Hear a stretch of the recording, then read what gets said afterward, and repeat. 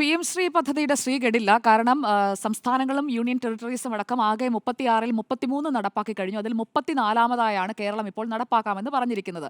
തമിഴ്നാടും പശ്ചിമ ബംഗാളും അത് രാഷ്ട്രീയ കാരണങ്ങളാലാണ്, അത് വ്യക്തിപരമായ അല്ലെങ്കിൽ അവരുടെ താല്പര്യങ്ങളുടെ പുറത്താണ് വെസ്റ്റ് ബംഗാളും അതുപോലെ തന്നെ തമിഴ്നാടും മാറി നിൽക്കുന്നത് എന്നുള്ളതും ഇതിനകം തന്നെ സൂചിപ്പിച്ചു കഴിഞ്ഞല്ലോ. അപ്പോൾ കേരളം കൂടി വരുമ്പോൾ 34-മത്തെ സംസ്ഥാനം യൂണിയൻ ടെറിട്ടറി ലിസ്റ്റിലേക്കാണ് കേരളം വന്നു ചേരുന്നത്. അല്ലാതെ കേരളം ആദ്യമായി പോയി വി ശിവൻകുട്ടി എന്തോ കൊടുംപാതകം ചെയ്തു എന്നൊന്നും ഞാൻ കരുതുന്നില്ല. കാരണം മറ്റ് സംസ്ഥാനങ്ങളിലൊക്കെ ഇംപ്ലിമെന്റ് ചെയ്ത് 2 വർഷം പിന്നിട്ട് 3-ാം വർഷത്തിലേക്ക് എത്തുമ്പോഴാണ് കേരളം ഇതിൽ സൈൻ ചെയ്യാനായിട്ട് തയ്യാറായിരിക്കുന്നത്. അതെന്തുകൊണ്ടാണ് എന്നുള്ളത് വിദ്യാഭ്യാസ മന്ത്രി തന്നെ വിശദീകരിക്കുകയും ഇവിടെ ചെയ്തു കഴിഞ്ഞതാണ്. ഇവിടെ ഇപ്പോൾ LDF കൺവീനർ TP രാമകൃഷ്ണനാണ് ഈ സമവായത്തിനായി CPIയെ അനുനയിപ്പിക്കുന്നതിനായി ഇപ്പോൾ ചുമതല കിട്ടിയിരിക്കുന്ന ആളെന്നാണ് ഈ പ്രതികരണങ്ങളിൽ നിന്ന് ഞാൻ മനസ്സിലാക്കുന്നത്. കാരണം LDF കൺവീനർ TP രാമകൃഷ്ണൻ പറഞ്ഞത് CPIയുമായി ഇക്കാര്യത്തിൽ ചർച്ച ചെയ്യും, LDFൽ ചർച്ച ചെയ്യുമെന്നാണ്. ഈ ചർച്ച നടക്കുന്നത് എപ്പോഴാണ്? വിദ്യാഭ്യാസ മന്ത്രി പ്രഖ്യാപനം നടത്തിയതിനു ശേഷമാണ്. അതായത് തീരുമാനം എടുക്കുന്നത് മുഖ്യമന്ത്രിയും വിദ്യാഭ്യാസ മന്ത്രിയും ഒക്കെ ചേർന്ന് ആ തീരുമാനത്തിലേക്ക് എത്തി അത് പബ്ലിക് സ്റ്റേറ്റ്മെന്റായി വന്നതിന് ശേഷമാണ് LDFൽ ചർച്ച ചെയ്യാൻ പോകുന്നത്. ഇത് റിവേഴ്സ് മെക്കാനിസം ഇപ്പോൾ തുടർഭരണം കിട്ടിയ LDF സർക്കാർ കൊണ്ടുവരികയാണോ എന്ന് ന്യായമായും സംശയം ഉണ്ടാകുന്ന തരത്തിലാണ് കാര്യങ്ങളുടെ പോക്ക്. അതായത് ആദ്യം ഞങ്ങൾ പ്രഖ്യാപിക്കും,